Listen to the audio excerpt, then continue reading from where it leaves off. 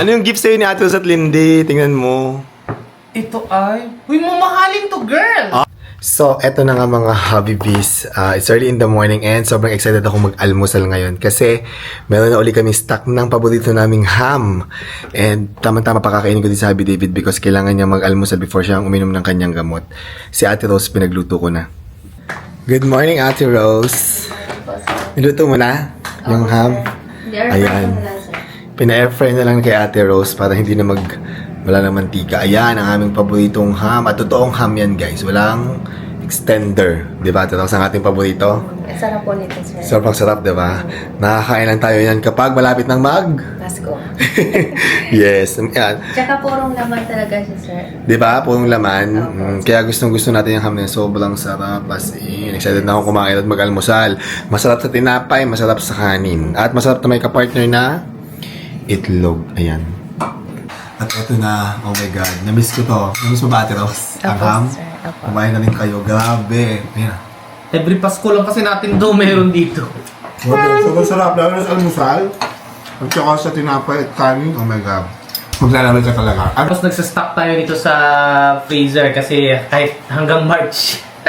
Marami kami stock. No?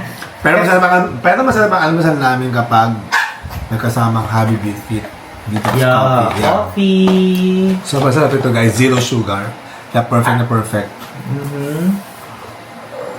Tapos gusto ko sa coffee na yan para hindi ka mapaparami ng pagkain kasi mabilis ka mabusog sa coffee na yan. Yes. Kaya Ate Rose. Opo, sir. Ang sarap. So, kumakain kami ng breakfast dito ni Happy David. Biglang may pumasok dito. Ano yan, Ate Rose? May bibigyan po kami kay Sir David. Ay! May pa-birthday kay Happy David si Ate Rose at Lindy. Happy birthday, sir. Ay! Wow! Ala, sana magustuhan niyo po, sir, kasi wala po kami ibang maisip. Oh my gosh! iPhone Pro Max! Okay. Ano yan? Mayroong gift sa'yo si Ate Rose at Lindy. Ang bongga! Ano, sir? Dami talagang pera ni Ate Rose tsaka ni Lindy. Hindi, alam mo, laging hindi kami nakakatanggap ng gift kasi feeling nila hindi namin magugustuhan. Pero yung effort kasi talagang na-appreciate ko. Kahit hindi ko pa buksan, basta may effort, parang sobrang saya ko na. Nakalagay dito, sabi ni Lindy, happy birthday po, Sir David, stay healthy, stay happy, and syempre, stay pretty, ha ha ha. Pwede na po ba akong mag-boyfriend? Ay! Ay, wala pala yung Ah, last. wala ba yun? Nakakaloka. Alam ko, totoo. Nakakaloka ka. From Pretty Lindy. Ay, talagang kiname niya na pretty siya. Open! Tingnan mo yung regalo sa'yo. Ni Ate Rose at ni Lindy. Nahiya na siya. Nahiya, nagtatago. Nahiya. Nagpa-blush. Ano yung gift sa'yo ni Ate Rose at Lindy? Tingnan mo.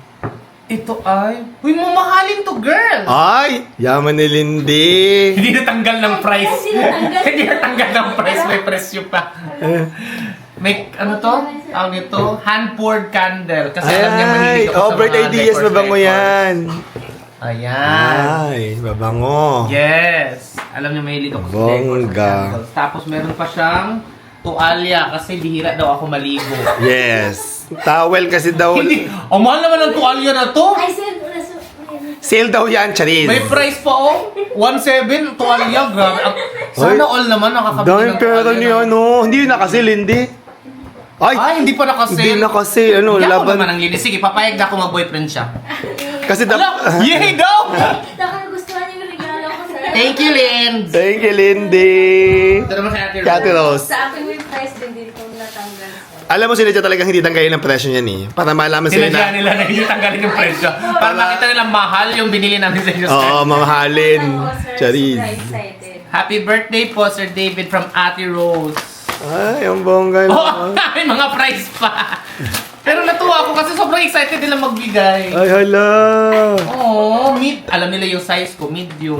Siyempre, si Ate Rose naglalaban ng damit. Oo. Puro sa t-shirt? Oh, t-shirt. Ang dami naman ito Sando, t-shirt. sir, wala pa ako iba maisip. Ayan, okay, Sando.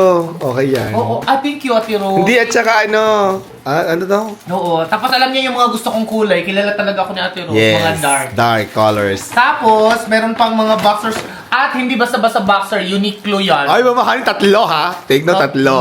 Ang mahal kaya nito. Bongga. Thank you, Ate Rose. Ako talaga ni thank Thank you you. po, sir, at nagustuhan niyo. Oo, sobrang gusto ko. Pero kahit hindi mamahalin, natuwa ako kasi hindi niyo ako nakalimutan. Yes! Thank you, Ate Rose and Lindy. Thank you!